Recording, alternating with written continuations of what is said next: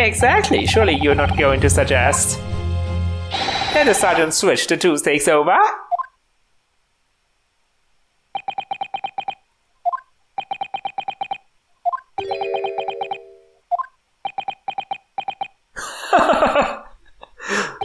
You did switch the plates?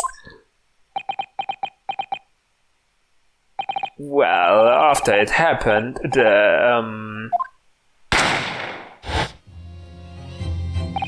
Oh, I thought Miss Brett swapped the plates, but no. When I saw the civilian had been murdered right in front of my eyes like that, I panicked. As I said, I immediately lifted my stick and hit the coin underneath it. But then, when the waiter announced he was an undercover policeman, I thought I'd had it. But he decided to investigate my slab of meat, that'd be it. I'd be getting my marching orders. He inspected your what? Excuse me? Your slab of meat? Now when the cadet here was arrested and taken off to the kitchen, I seized my chance.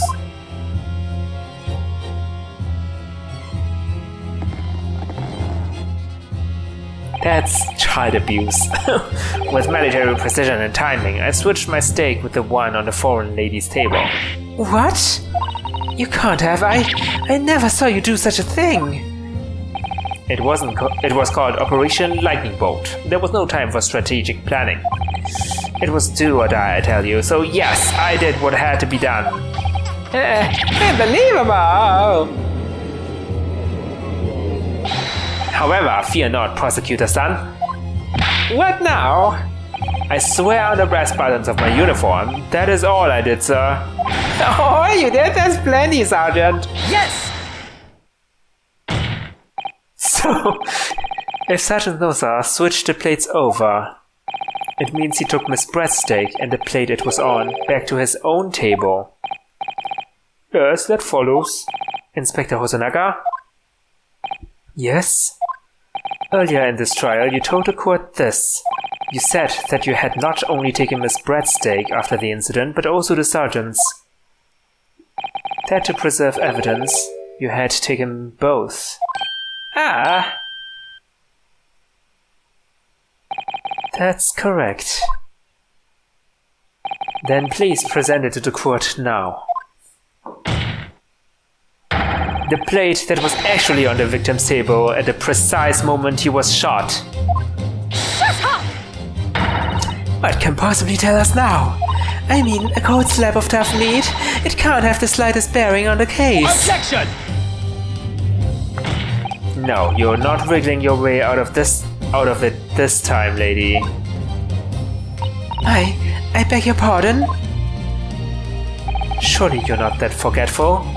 Surely you remember the reason why the steak pan promises to prove such a problem for you, no? Huh. You're the ones who decided it was a problem, not me. The reason the defense asked to see the plate was to confirm something the defendant remembers seeing. Things he remembers. I'm quite sure of what I saw, Miss Brett. On the side of the plate that was on the table directly behind Dr. Wilson, there was a clear spattering of blood from the gunshot wound to the victim's chest. I believe the defendant's memory serves him well. And now we have the evidence to prove it, the plate you were eating from, Miss Brett. Let us not prolong this any further. Inspector, you will now show the evidence to the court. Present the beefsteak and plate that was originally on the victim's table at the time of the incident.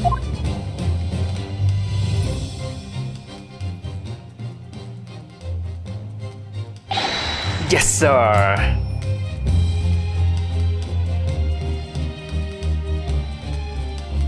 Sorry for keeping you. Here's the other steak and its plate. There's the blood splatter. Please feel free to examine it.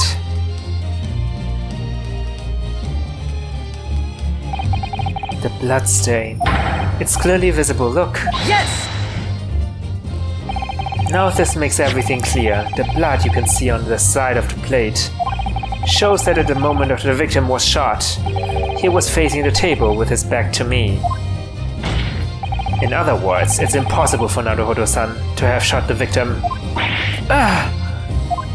It can't be. In fact, there's only one person who could possibly have shot Dr. Wilson from the front. I'm sure everyone knows by now who that person is.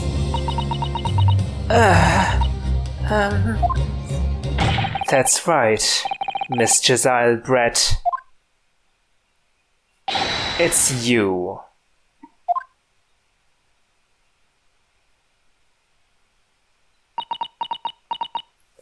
Uh-oh.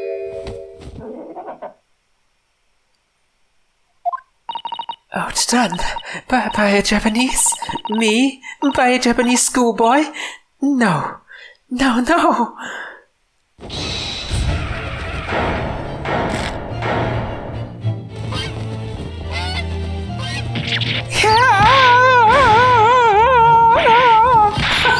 What is happening?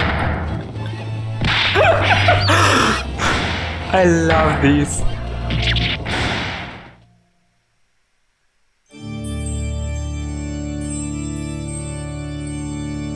What? These are not swans. Are those swan chicks? Maybe they are?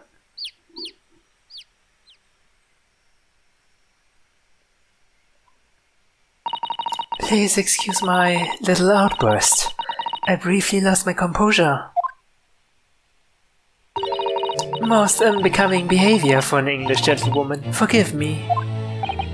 Well, Miss Brett, I think it's time you told the court what actually happened that day. The truth this time. Gladly, Your Excellency.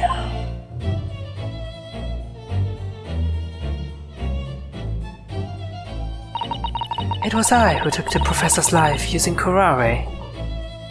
As you surmised, I chose that particular day for one very important reason. The professor had a dental appointment for the extraction of one of his teeth in the morning. So you planned to kill the professor, knowing that no trace of poison would be found in his water. Because curare is unheard of here in Japan. Yes.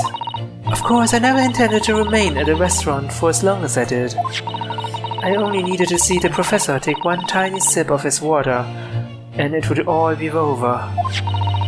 I would place the steak I had ordered in front of him to make it appear as though he had been dining alone, and leave immediately. However, before any of that happened, there was an unexpected visitor at the professor's table.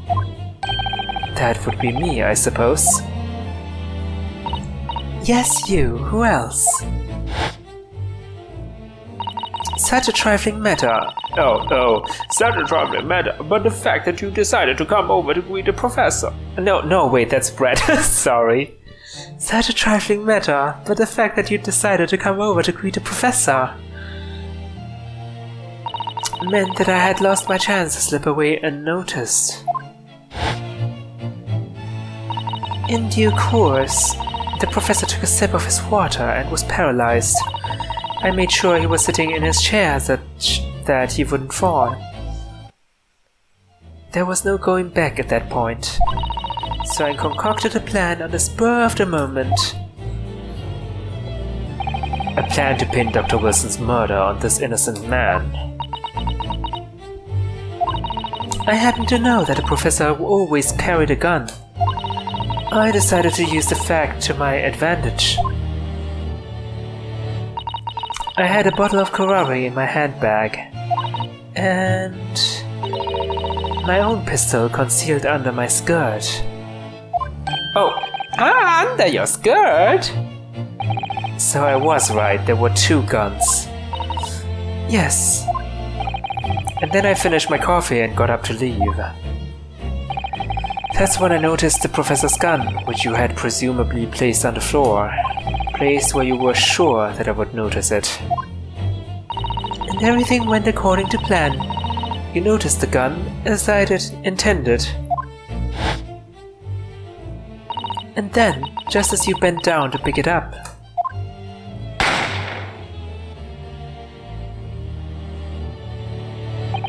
that's when you shot the professor with your own gun, even though at that point he was already dead. Naturally, the gunshot caused a commotion, at which point the waiter appeared. Obviously, I assumed Naruhodo-san was the culprit and apprehended him. I took him to the pantry that adjoins the kitchen and locked him inside. That's when I took the opportunity to turn the professor and his chair around. Because, of course, we needed to make it look like the defendant had shot Dr. Wilson from where he'd picked up the gun.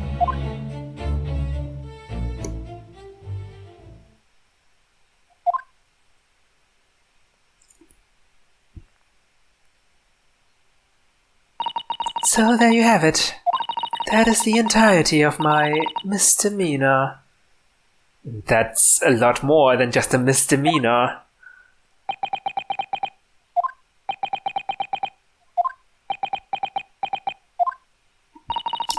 Your Excellency? Yes? I wonder... Might I speak with you in private later? I shall call on you. Thank you. Good day then, everyone. I hope you can forgive me, Naruhodo-san.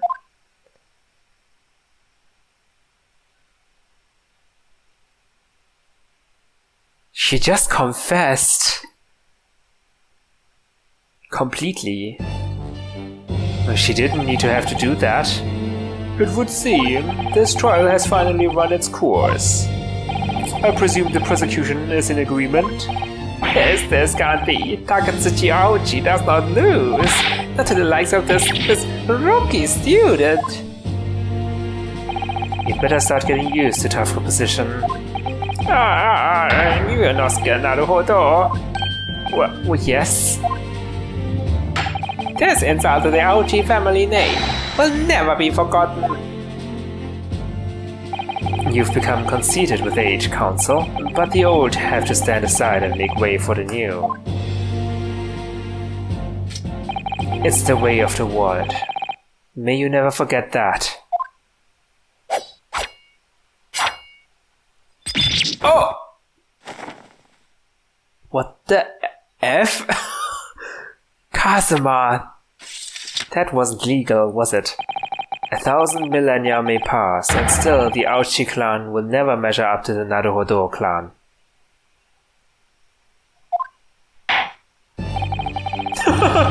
This trial in the Supreme Court of Japan will, I believe, go down in history as the start of a new chapter in our country's judicial system.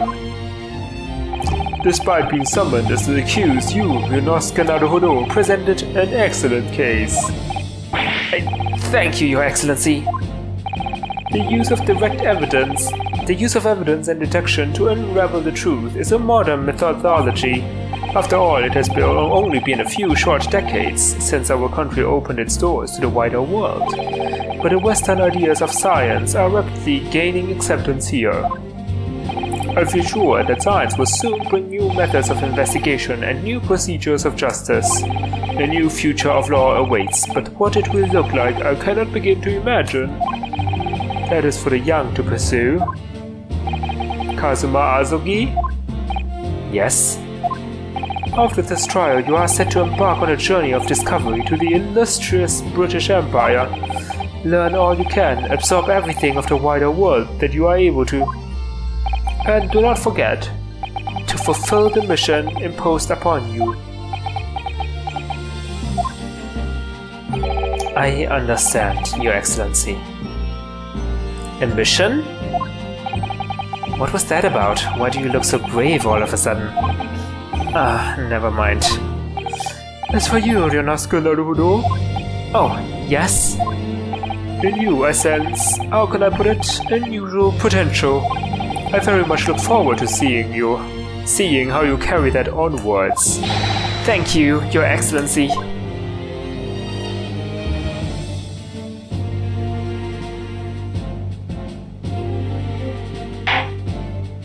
It is time to deliver the final verdict.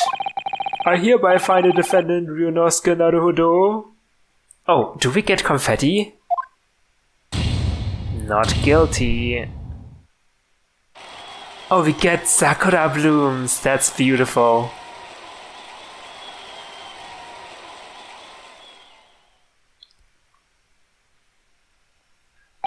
This court is now adjourned.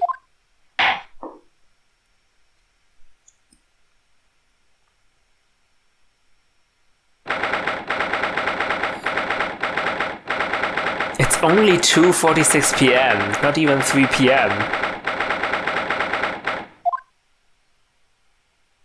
I can't believe it. I can't believe what's happened. I made it. I defended myself and made it through that horrendous trial.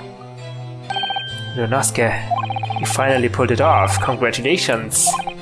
Well, I couldn't have done it without you. Thank you, Kazuma. Ha ha ha ha. No, it was a pleasure to watch you at work.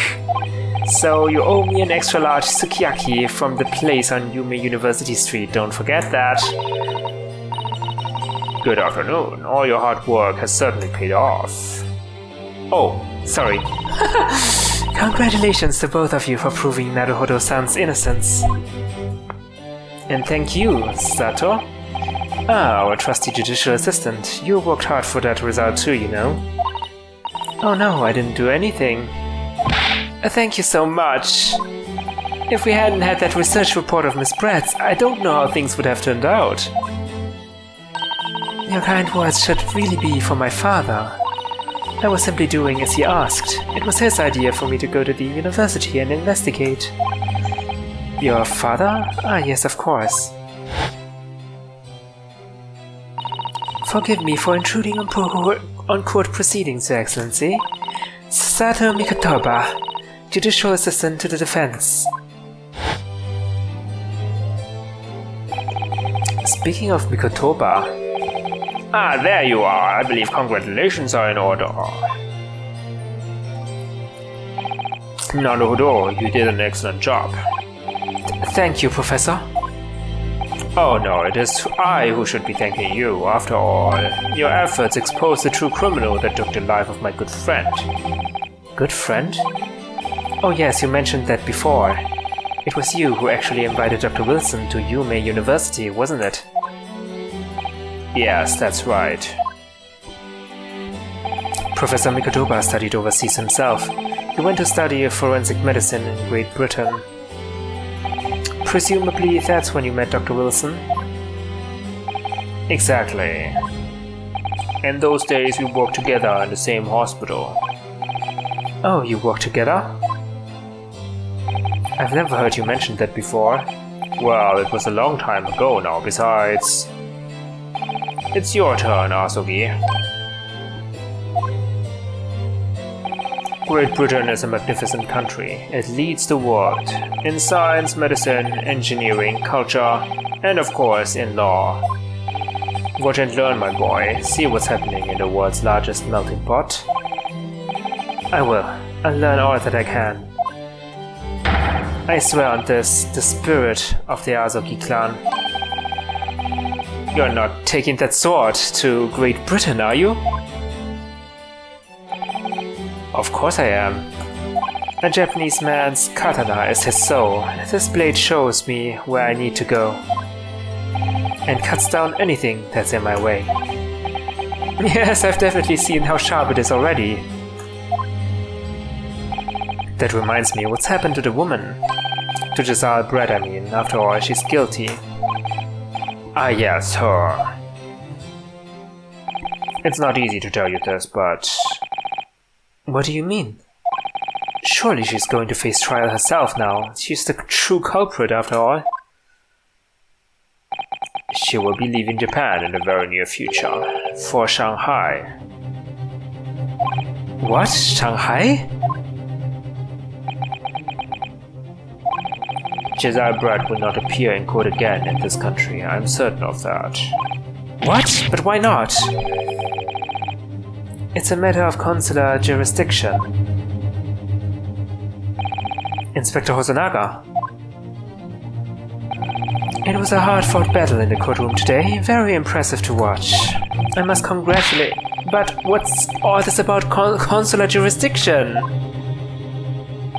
We cannot try this particular foreigner for her crimes here in Japan. What? We cannot try her? But then who? Who's going to bring her to justice? A British consular court will hear her case somewhere far away where our voices can't be heard. But why a consular court? Professor, I simply don't understand. I thought consular courts were a thing of the past now that we've signed the Friendship Treaty. Yes, in normal circumstances, you're right. Then, so long as this is not a serious incident of a highly political nature to our respective governments, they can't invoke a consular court just like that. Oh, can't they? Yes, she's a student, but it doesn't justify our governments making secret agreements about her fate, does it? Something strange is going on. So Miss Brett can't be held accountable for her actions here in Japan. I'm afraid for the young student. Today's trial was nothing more than a game all along. There was never any danger of comeuppance for her. I don't believe it. The British government's Foreign Affairs Ministry has demanded that we hand over custody of Miss Brett. They are obviously taking this case of a foreign student committing murder very seriously. But it's all going to change from now on. We can make a change. This is a time of great turmoil, this new era heralded by the start of the 20th century. One day, I have no doubt, that woman will receive the judgment she deserves. Yes, change is coming, and we are the ones driving it. Well, I think that's enough seriousness for now. This evening calls for celebratory drinks. But, Professor... You're right, this is no time for gloomy faces. We should be celebrating Ryunosuke's not guilty verdict. Let's start having some fun. In that case, might I suggest Le Carnaval? No, never again. As the head waiter, I should be delighted to provide you with ample food and drink. You're a detective, Hosonaga-san, aren't you? Let's not worry about details for now. To La Carnaval, will you accompany us, Professor? Of course, La Carnaval's food is second to none. I shall go and attend to the paperwork for Naruhodo-san's release. Oh, yes, thank you.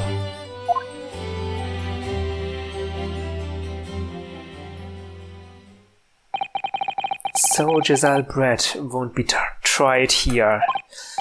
I suppose that means I'll never know. I'll never find out why she killed Dr. Wilson. Kazuma? Yes, Ryunosuke? I love you. No, I just wanted to say thanks again, that's all. You really saved my skin today. I didn't do a thing. You were the lawyer in there, weren't you? The defense was all your own work. Your skills made a difference, though. One day I bet you'll be the best lawyer in the world.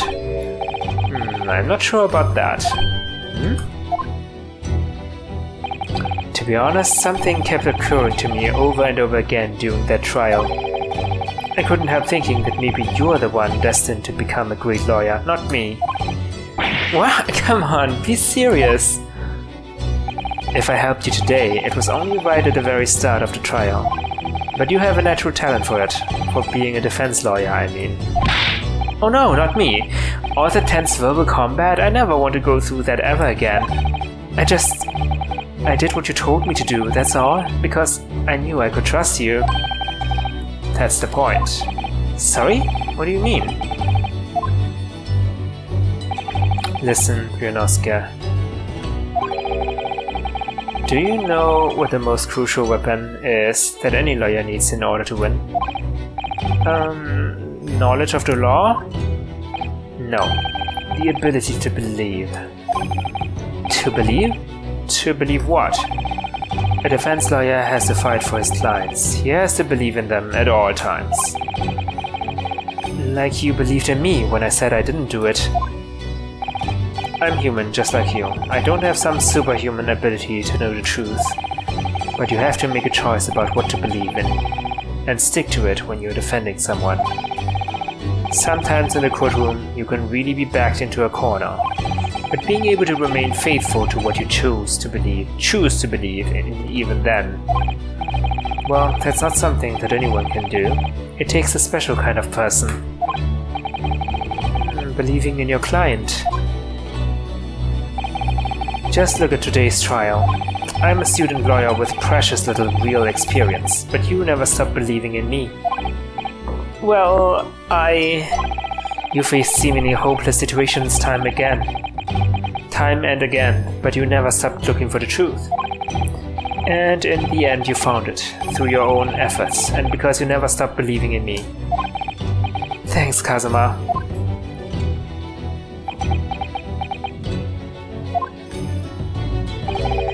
There's something I want to ask you, actually, Ryunosuke. Oh, is it a confession? Well, it's a favor, really. Oh, something very important to me. It sounds serious. What is... Ah, you're still here, are you? Oh, Inspector Hosonaga. I've arranged some rickshaws for us. Let's go. Thank you, we'll be right there. Let's pick up this conversation again later. We should be celebrating right now. Your first court victory. And your study tour to Great Britain, don't forget. Ah yes, that too.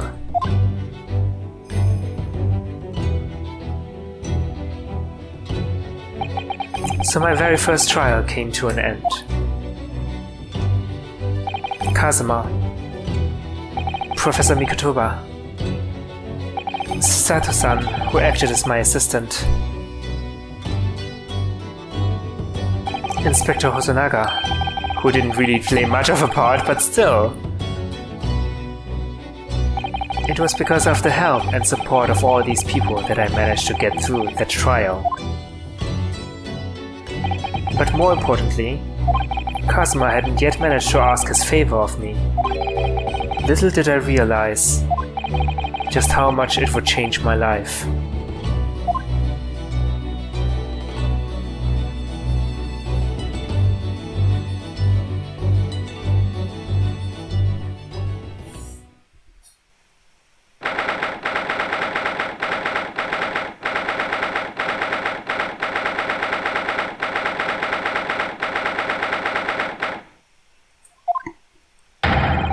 Just look at my pressure treader now. Myself I've scrubbed and scrubbed.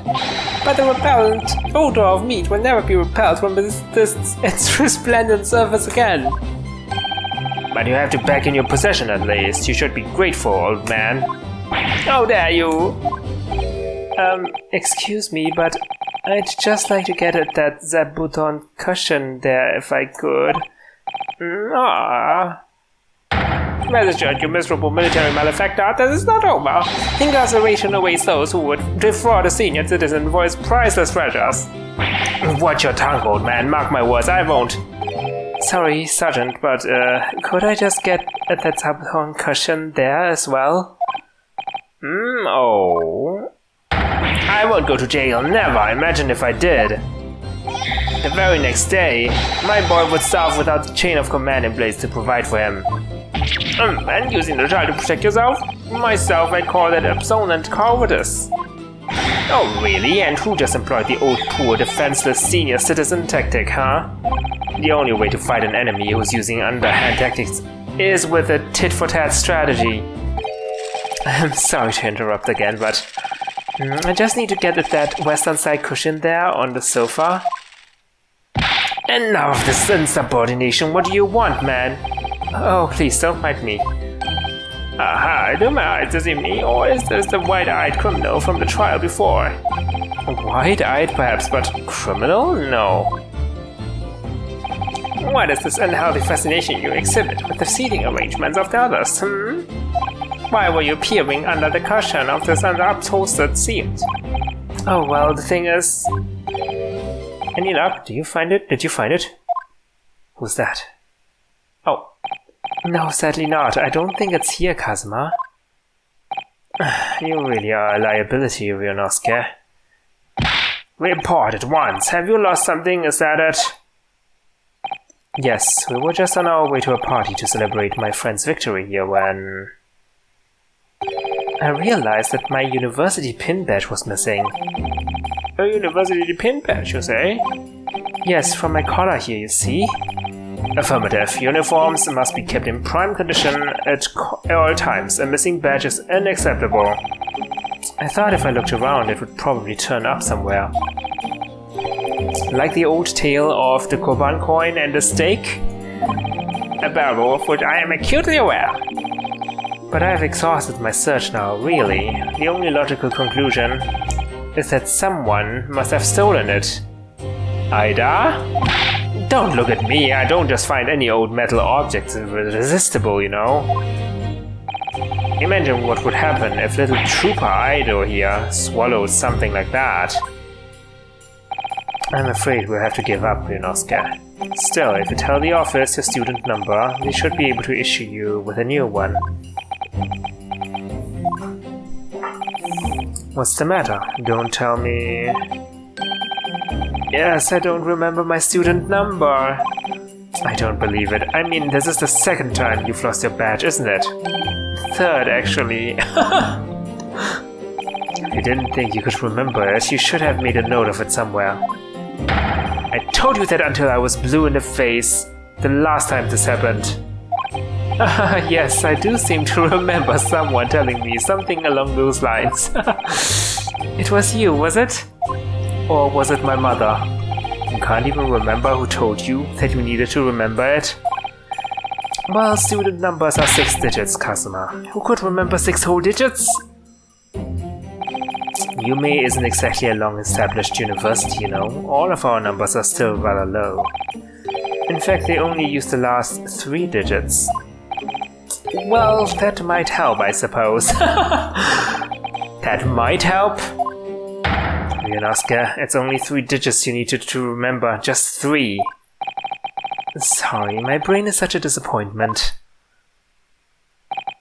Yes, well, anyway, young man, myself, I was greatly impressed with you in the courtroom today. Oh, wow, thank you. Oh, you mean me? Oh, he means him? Oh no, lawyer already before you even graduated, and such a loyal friend to this one. He does not approve of me, damn. This one? What's that supposed to mean? Oh no, I still have much to learn. In fact, that was brought home to me in no uncertain terms only last year. My Achilles heel was spectacularly exposed by my best friend here. Indeed. What, by me? This is the first time I've heard about it. Yes, by Ryunosuke Naruhodo. You can't have forgotten, surely. It was last summer, at a speech contest. The speech contest? Oh, that. Contestants had to take to the stage and deliver a public address on any subject they choose. We were competing to give the most compelling and powerful speech. And yours was great. It made a huge impression on the audience. Obviously, since I was a budding student of law, I was determined to win. And sure enough, one by one, my opposition fell. When I reached the final at last, I came up against you. Yes, so you did. Not being rude, but when I first laid eyes on you, I thought to myself, this cheeky, wide-eyed no-hoper is out of his depth. He's going to be a pushover. That's your version of not being rude, is it? Well, I paid for my complacency because it brought on that humiliating defeat. Defeat? How were your ranks compromised? My speech was going very well. I had the audience in the palm of my hand. They hung on my every word. And then, when I came to the very last line... Yes, what happened at the very last line? It was supposed to be a climactic end. Unfortunately, I completely fouled it up. Never! You mean you stumbled on your words? Spectacularly. Even now, I can't believe I ruined it. Well, what on earth did you say, man? Ryunosuke, you'd better say it. I still can't get my tongue around it. Sure, of course, I can still recall it perfectly. What you said at the end of your speech, or rather, what you intended to say at the end of your speech, was this. So rise, ladies and gentlemen, and applaud our forefathers' plight and the fight for filial piety.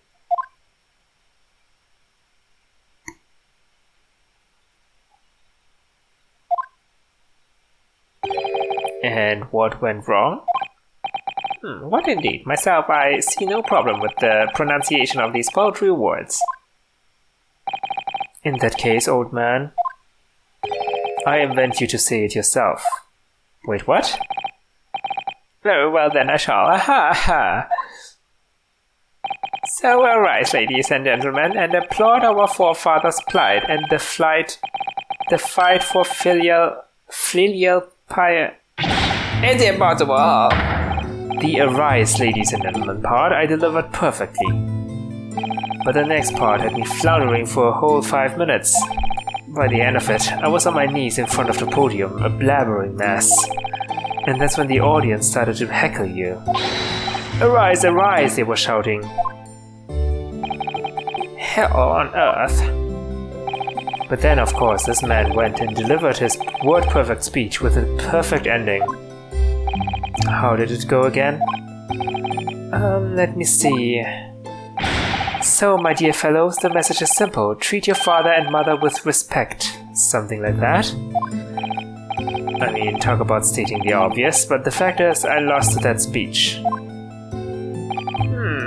Tongue-tied is the only way to describe it. Well, it is quite tricky to say, I agree. The final fight for filial piety, especially. And ever since that day, I've had this question whirling around in my head. Why did our forefathers choose such an awkward phrase? Was it to mock their children? I mean, it should never have been called filial piety in the first place. At least you're going to Great Britain soon. It might not come up much there.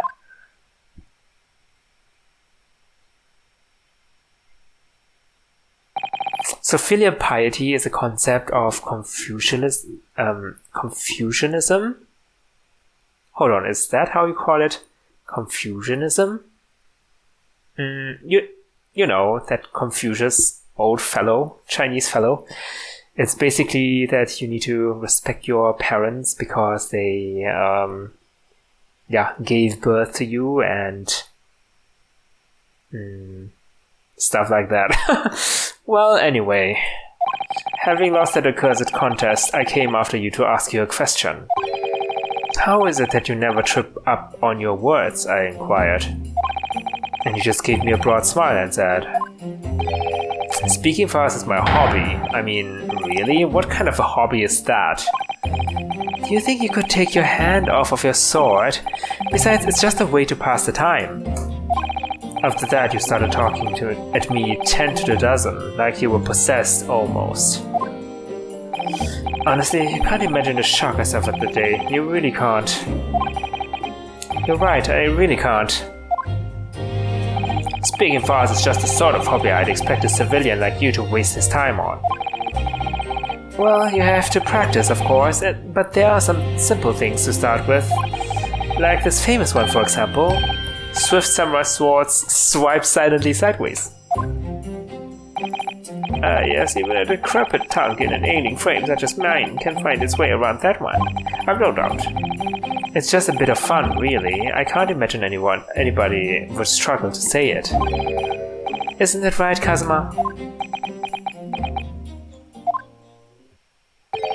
Swift samurai sword. A blabbering mess by word 2.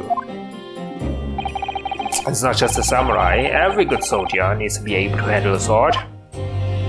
That's why I've been busy teaching Aido the finer points of swordplay. None of this wordplay nonsense, Private. Come to think of it, not long after that we started to attend lectures together, didn't we?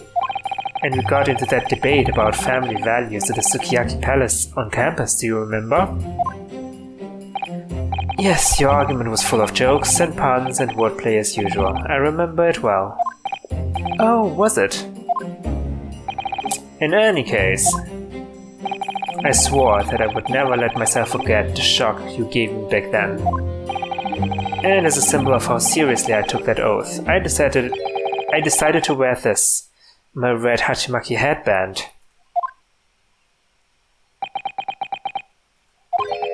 What?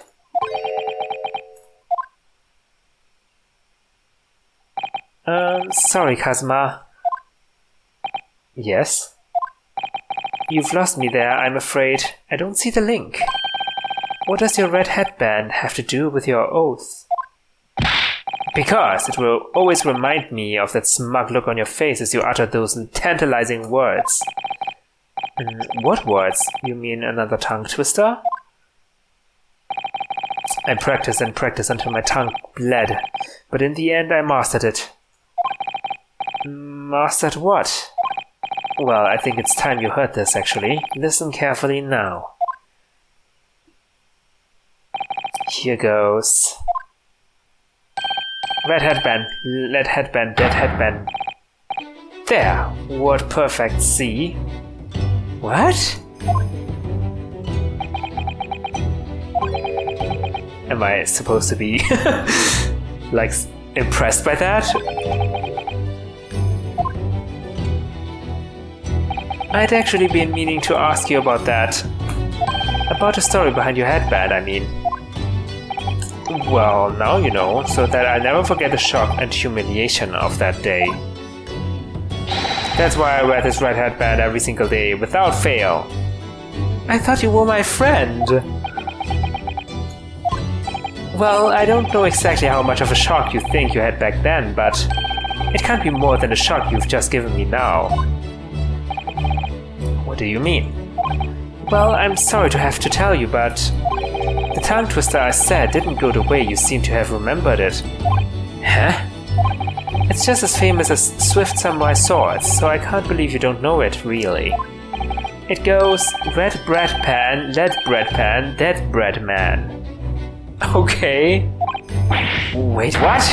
Bed red It seems I've knocked some wind out of that headband of yours.